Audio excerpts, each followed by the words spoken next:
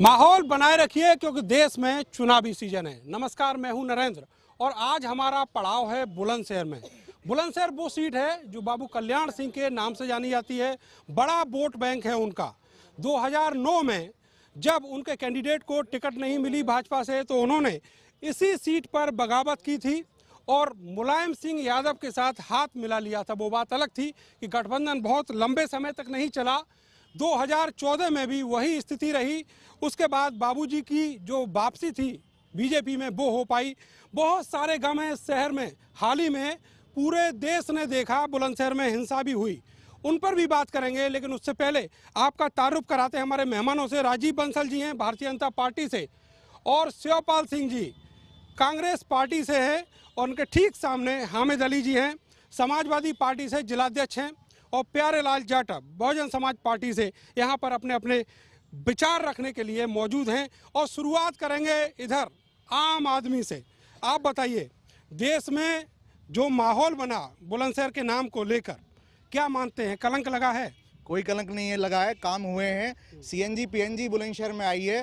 पिछले 5 सालों में काफ़ी काम हुआ है। उज्ज्वला योजना हो, प्रधानमंत्री जन आरोग्य योजना हो, सब में सब लोगों को काम मिला है। लेकिन जो गोकसी के नाम पे बवाल हुआ उसको क्या करेंगे? कोई बवाल हुआ लेकिन अब वो दुर्घटना थी, वो दुर्भाग्यवश ऐसी घटना हुई, लेकिन उसके बाद सारा माहौल ठीक किया गया। इंस्पेक्टर की हत्या जो थी वो दुर्घटना थी, आप मानते हैं? दुर्घटना थी। कांग्रेस पार्टी से पूछते हैं, दुर्घटना थी? मैं बताता हूँ, साजिश थी। भारतीय जनता पार्टी की उससे जुड़े हुए संगठनों की साजिश थी हिंदू मुस्लिम कराने की पूरे देश में, क्योंकि चुनाव आने वाला था, इसलिए बहुत बड़ी साजिश थी और साजिश के शिकार वो इंस्पेक्टर हुए हैं।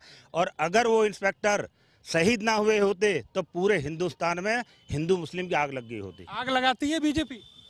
ये इनका जो कहना है, मुझे लग रहा है साजिश इन्हें लग रहा है, तो कहीं ना कहीं कांग्रेस इसमें इन्वॉल्व है। वरना ग्रामीणों के बीच और पुलिस के बीच संघर्ष की स्थिति कैसे हुई आप सबको पता है। और उसमें आरोपी तो आपसे जो बीजेपी और बीजेपी से जुड़े हुए संगठन है उनके लोग। नहीं, उन्हें क्लीन चिट मिल गई है अदालत से और जांच चल रही है। अगर वो दोषी होंगे निश्चित रूप से जेल जाएंगे। चार्जशीट फाइल हो चुकी है, लेकिन जो बजरंग दल और भाजपा के लोग हैं वो उसमें शामिल नहीं है। साजिश थी या दुर्घटना? पूर्ण रूप से साजिश थी। और बीजेपी पार्टी की परिभाषा बताता हूं, भारत की झूठी पार्टी, भारत जलाओ पार्टी और भारत जूता पार्टी। अब उत्तर प्रदेश में सिनेरियो बदला है। समाजवादी पार्टी और बहुजन समाज पार्टी का गठबंधन हुआ है। कहा जा रहा है कि बहुत बड़ी जीत लेकर आने वाली है दोनों पार्टियां। आप बताइए, बसपा और सपा गठबंधन क्या गुल खिलाएगा? पूरे यूपी में पूरी भाजपा को साफ करने का काम करेगा। इनकी नियम और नीति बिल्कुल गंदी है। आम आदमी उसका कोई ख्याल नहीं है। इन्हें जो शिक्षा ले रहे हैं उनका कोई शिक्षा का ध्यान नहीं है। बेरोजगारी इतनी है, पकोड़े तलने का काम और रोजगार का तो इन्हें कोई आलम ही नहीं है। वोट किसे देंगे? जो हमारी समस्या को सुनेगा हम उसे वोट देंगे। योगी जी ने नहीं सुनी? समस्या का हल करेगा। योगी जी ने नहीं सुनी? अभी तक पूरी नहीं सुनी। अभी योगी जी ने समस्या नहीं सुनी है किसानों की? भाई साहब नहीं, बिल्कुल सुन रहे हैं। बात इनकी किसानों की जायज है, उसे कंप्लाइंस करने में थोड़ा समय लगेगा। पूर्ववर्ती सरकारों ने जो किसानों के साथ अन्याय किया उसको समय के अंतर्गत करना भाजपा की प्राथमिकता है। और योगी जी ने बहुत बड़ी धनराशि गन्ना किसानों के लिए आवंटित की है, आपको पता है। लेकिन पेमेंट नहीं हुआ।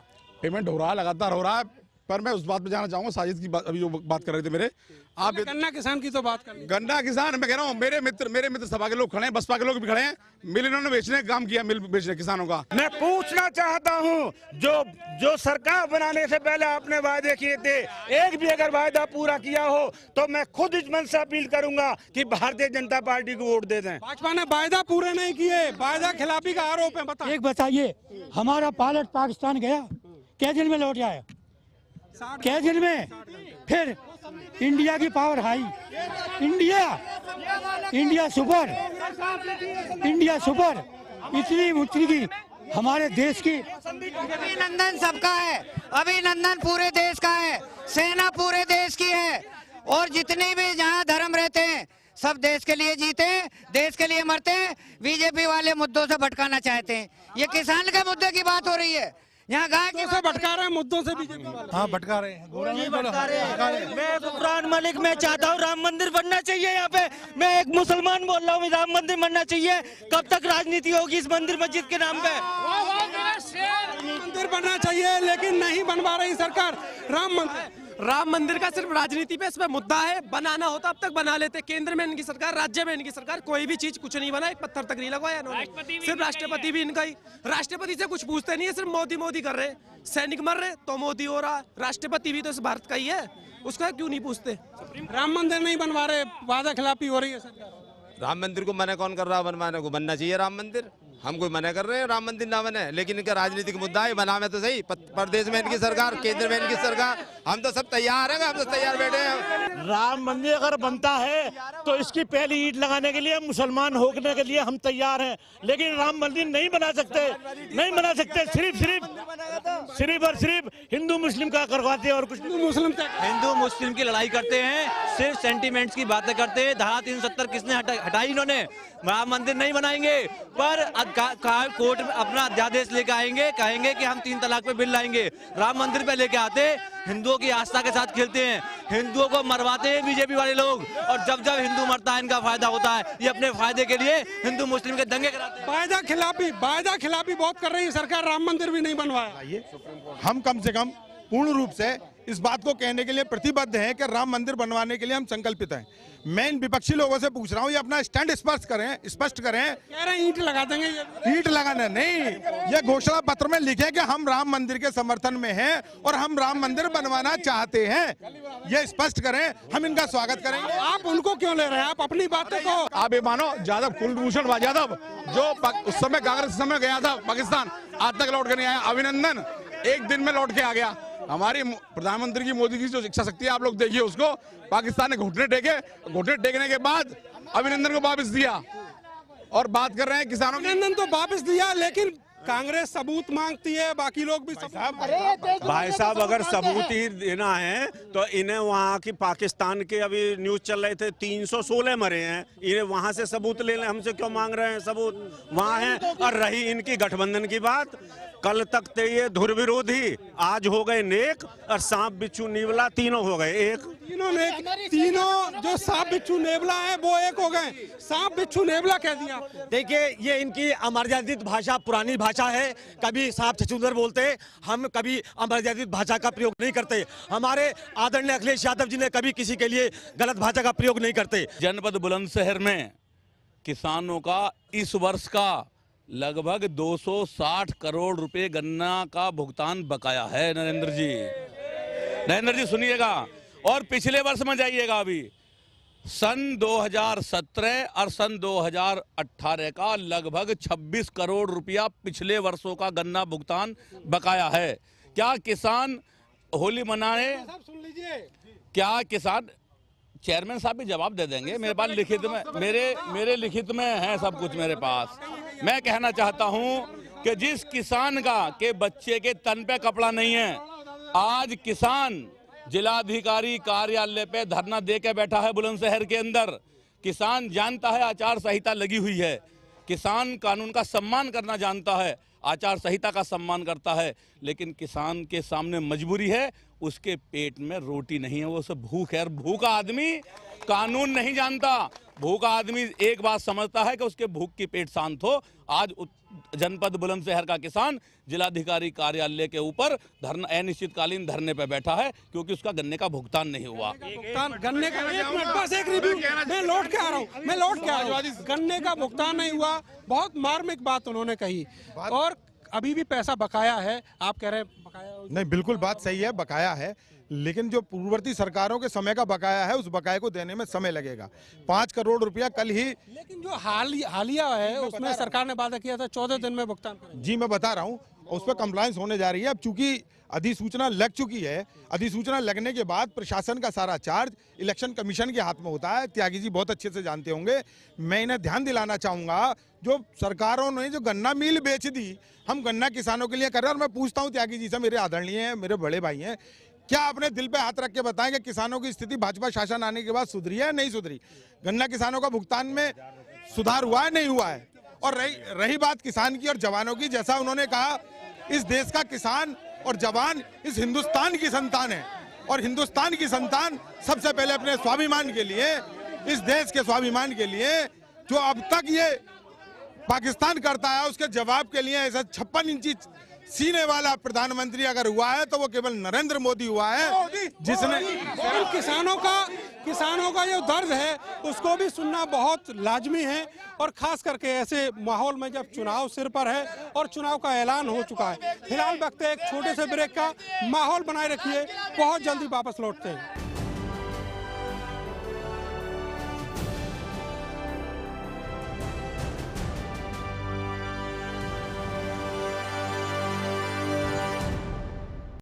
माहौल बनाए रखिए जारी है, और अब ब्रेक के बाद मिलते हैं कुछ ऐसे मुद्दों से जो चाहे कांग्रेस पार्टी हो, चाहे बहुजन समाज पार्टी हो, चाहे समाजवादी पार्टी हो, आरोप लगातार लगते रहे, आरोप भाजपा के ऊपर भी हैं।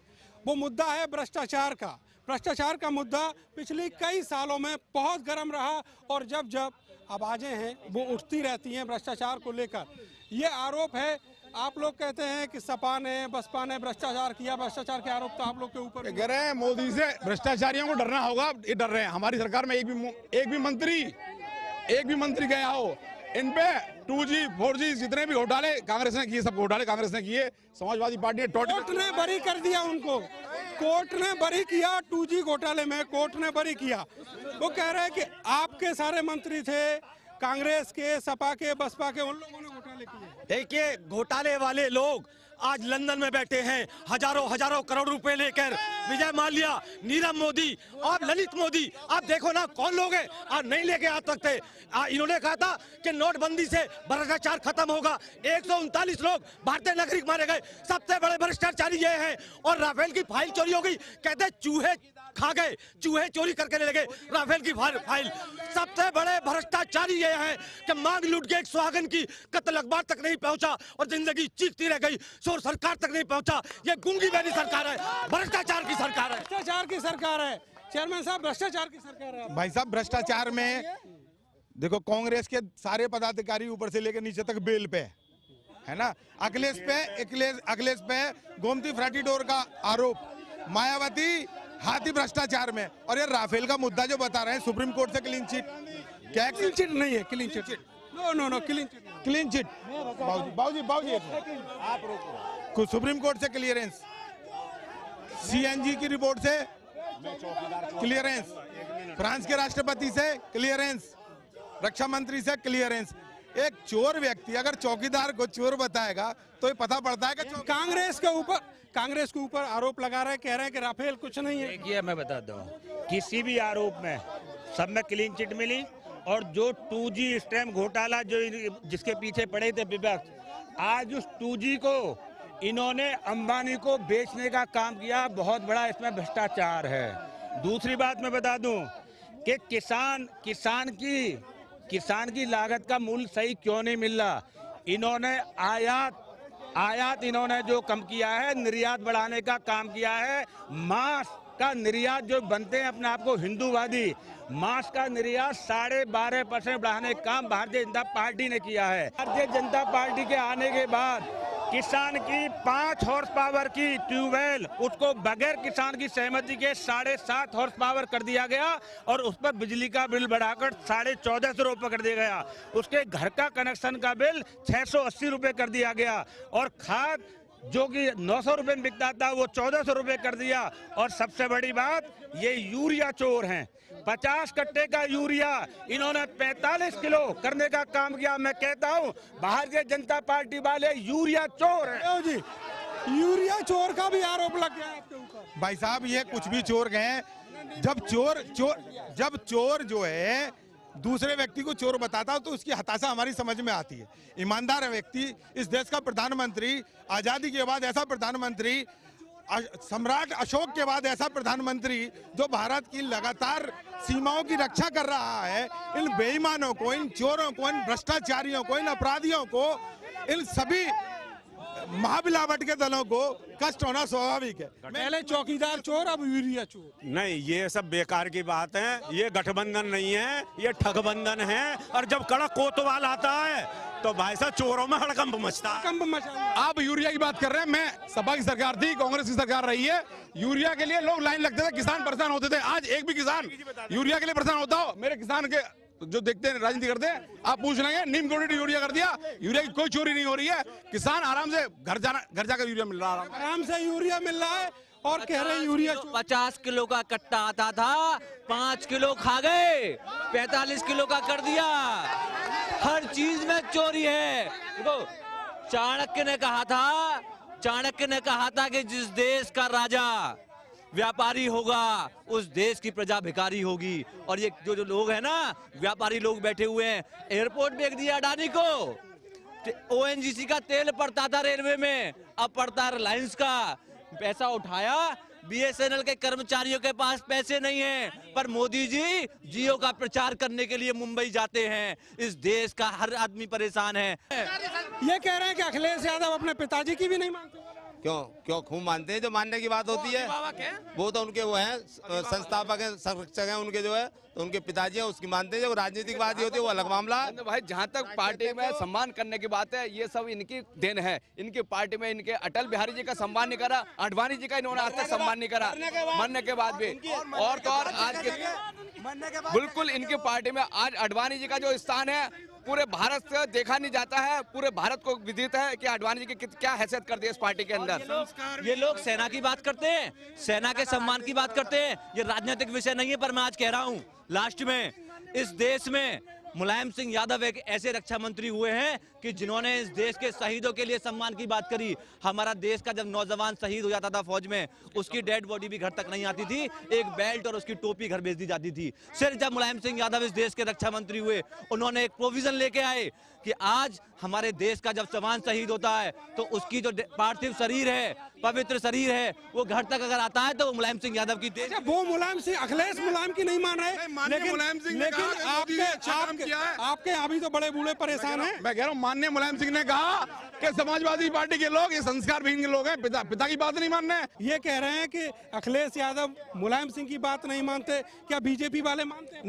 नहीं मानते, किसी की कोई बात नहीं मानते। मैं तो व्यापारी हूँ, व्यापारी की बात कर सकता हूँ कि व्यापार को बिल्कुल खराब कर दिया गया है। पहले जीएसटी, पहले नोटबंदी की थी, उससे व्यापार खत्म हो गया, बाद में जीएसटी लगा दी, उससे व्यापार खत्म हो गया। मैं तो ये पूछना चाहता हूँ, जो सारी पार्टियां हैं इनसे पूछना चाहता हूँ, जीएसटी को कैसे सुलभ किया जाए। ये जंगल राज कर दिया है और अधिकार दे दिए सब लोगों को। पहले घर में जो कोई काम नहीं किया करता था, कम पढ़ा लिखा होता था, उसको व्यापार करने के लिए कहा जाता था। व्यापार को इतना जटिल बना दिया है कि हम लोग व्यापार कर ही नहीं पा रहे हैं। व्यापारी वाकई परेशान है। छोटा व्यापारी नोटबंदी से बिल्कुल उसकी कमर टूट गई है। उसके बाद जीएसटी ने बिल्कुल छोटे व्यापारी को बर्बाद करके रख दिया और बेरोजगारी को बढ़ावा मिला। ये सरकार किसान विरोधी सरकार है और इसमें नुमाइंदे सरकार के नहीं है, ज्यादातर व्यापारी लोग नेता बने हुए हैं, इसलिए किसानों की बात बिल्कुल सुनवाई नहीं हो। व्यापारी परेशान, कोई परेशान नहीं है। जीएसटी में 40 लाख तक की छूट दी गई है। और मैं आपको बताना चाहूंगा, जीएसटी में ई वे बिल इतना आसान कर दिया है, दलाली खत्म हो गई है। सेल टैक्स में ई वे बिल लेने के लिए